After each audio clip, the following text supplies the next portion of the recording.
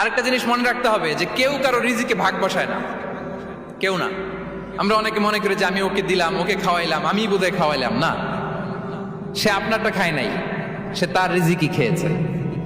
আমাদের ঘরে আমাদের বন্ধু বান্ধব আসে অনেক সময়, আমাদের ঘরে অনেক সময় অতিথি আসে, তাদেরকে আমরা আপ্যায়ন করি, তাদেরকে খাওয়াই।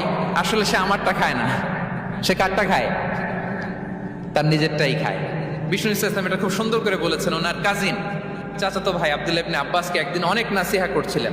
করতে করতে এক পর্যায়ে তিনি বললেন, ওয়া আলাম, ইবনে আব্বাসকে বলছেন, ওয়া আলাম আন্না মা আসাবাকা লাম ইয়াকুন লিইখতিআক ওয়া মা আখতাআকা লাম ইয়াকুন লিইউসিবাক। আব্দুল্লাহ, জেনে রেখো, যেটা তুমি পাওয়ার এটা তুমি কোনোদিন হারাবা না। যেটা তোমার হওয়ার কথা ছিল ওটা তুমি কোনোদিন মিস করবা না।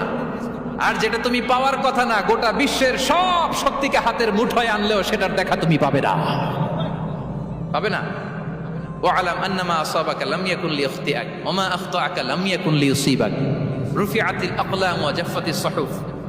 আব্দুল্লাহ, রিজিক নিয়ে চিন্তিত হয়ো না, রিজিক নিয়ে পেরেশান হয়ো না। প্লে